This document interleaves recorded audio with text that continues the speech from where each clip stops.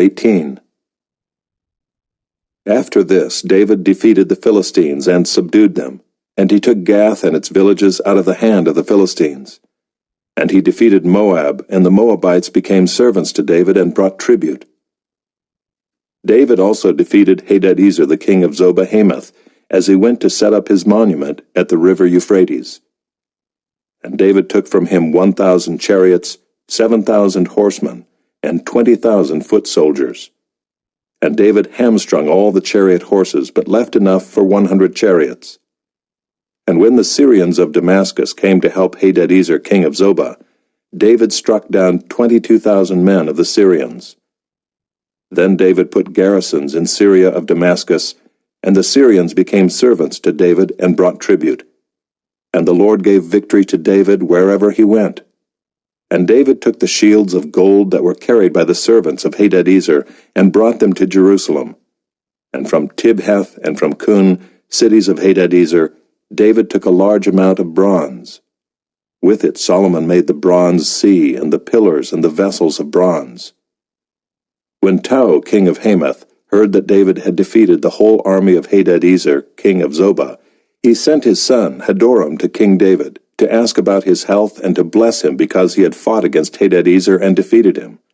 For Hadadezer had often been at war with Tou. And he sent all sorts of articles of gold, of silver, and of bronze. These also King David dedicated to the Lord, together with the silver and gold that he had carried off from all the nations, from Edom, Moab, the Ammonites, the Philistines, and Amalek. And Abishai the son of Zeruiah killed 18,000 Edomites in the valley of Salt. Then he put garrisons in Edom, and all the Edomites became David's servants. And the Lord gave victory to David wherever he went. So David reigned over all Israel, and he administered justice and equity to all his people. And Joab the son of Zeruiah was over the army, and Jehoshaphat the son of Ahilud was recorder, and Zadok the son of Ahitub and Ahimelech the son of Abiathar were priests, and Shavsha was secretary, and Benaiah the son of Jehoiada was over the Kerethites and the Pelethites, and David's sons were the chief officials in the service of the king. Chapter 19.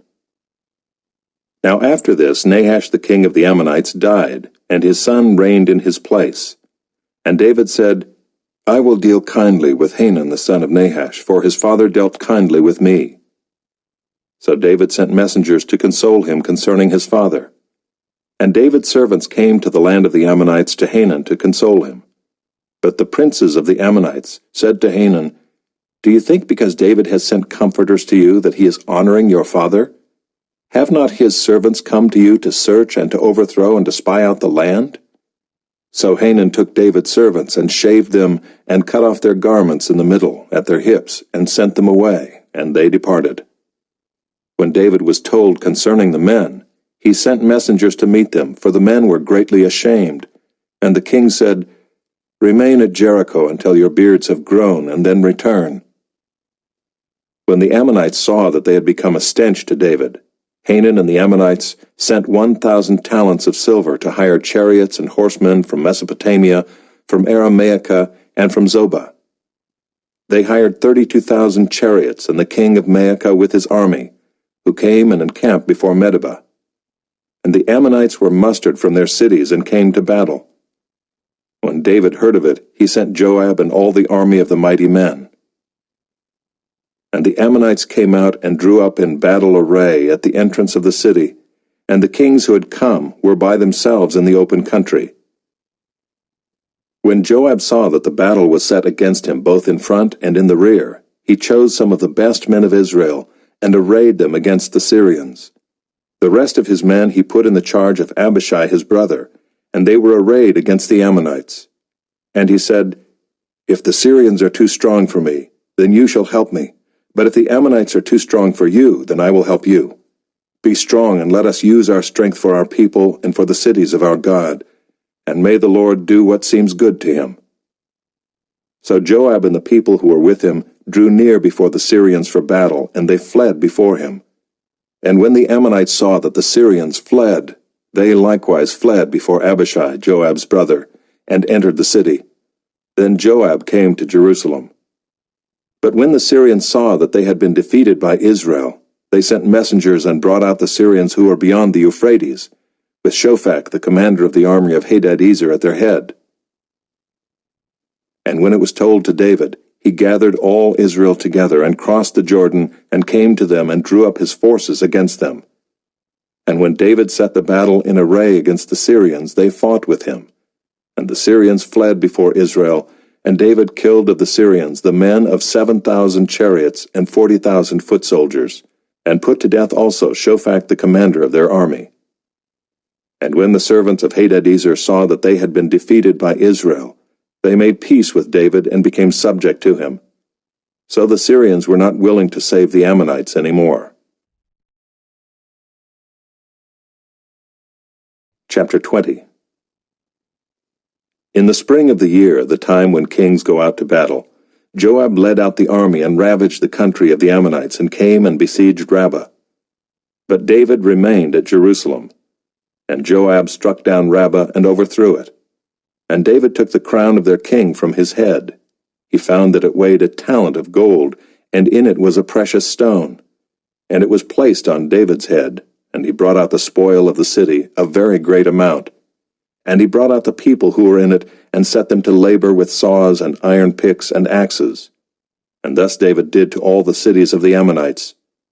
Then David and all the people returned to Jerusalem. And after this there arose war with the Philistines at Gezer. Then Sibbecai the Hushathite struck down Sippai, who was one of the descendants of the giants, and the Philistines were subdued.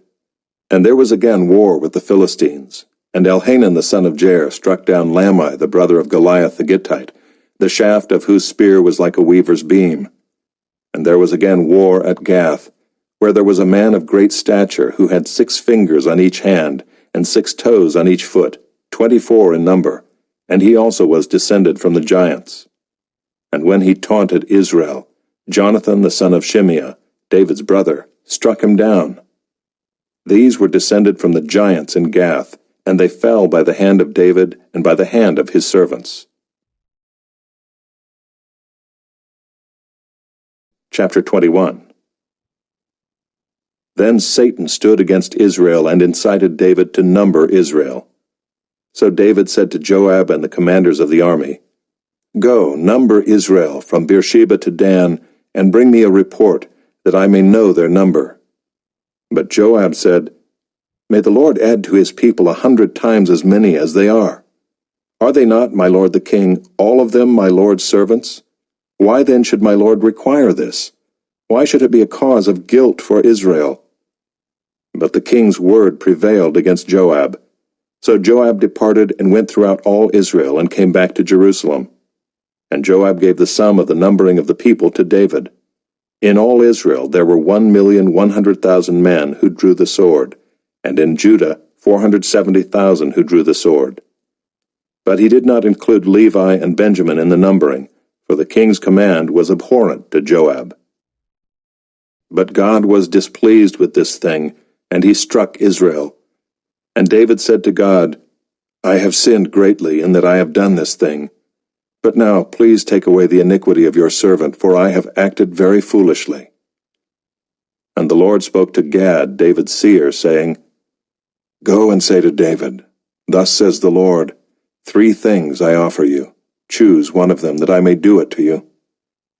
So Gad came to David and said to him, "Thus says the Lord, choose what you will, either 3 years of famine, or 3 months of devastation by your foes, while the sword of your enemies overtakes you, or else 3 days of the sword of the Lord, pestilence on the land, with the angel of the Lord destroying throughout all the territory of Israel. Now decide what answer I shall return to him who sent me." Then David said to Gad, "I am in great distress. Let me fall into the hand of the Lord, for his mercy is very great. But do not let me fall into the hand of man." So the Lord sent a pestilence on Israel, and 70,000 men of Israel fell. And God sent the angel to Jerusalem to destroy it.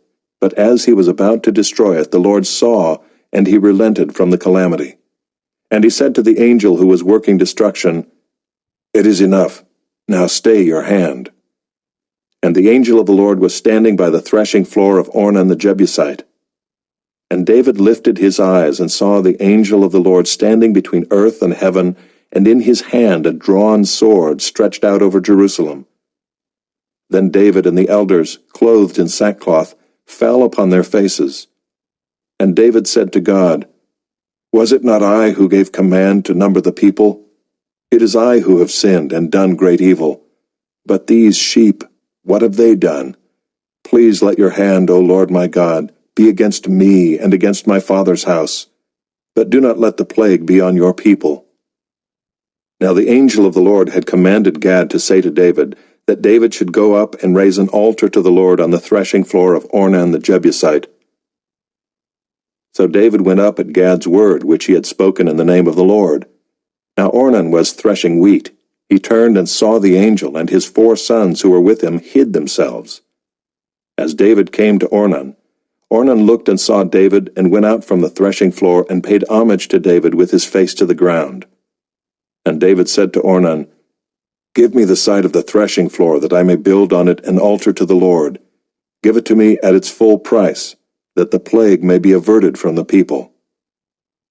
Then Ornan said to David, "Take it, and let my lord the king do what seems good to him. See, I give the oxen for burnt offerings, and the threshing sledges for the wood, and the wheat for a grain offering. I give it all." But King David said to Ornan, "No, but I will buy them for the full price. I will not take for the Lord what is yours, nor offer burnt offerings that cost me nothing." So David paid Ornan 600 shekels of gold by weight for the site. And David built there an altar to the Lord, and presented burnt offerings and peace offerings, and called on the Lord, and the Lord answered him with fire from heaven upon the altar of burnt offering. Then the Lord commanded the angel, and he put his sword back into its sheath. At that time, when David saw that the Lord had answered him at the threshing floor of Ornan the Jebusite, he sacrificed there. For the tabernacle of the Lord, which Moses had made in the wilderness, and the altar of burnt offering were at that time in the high place at Gibeon.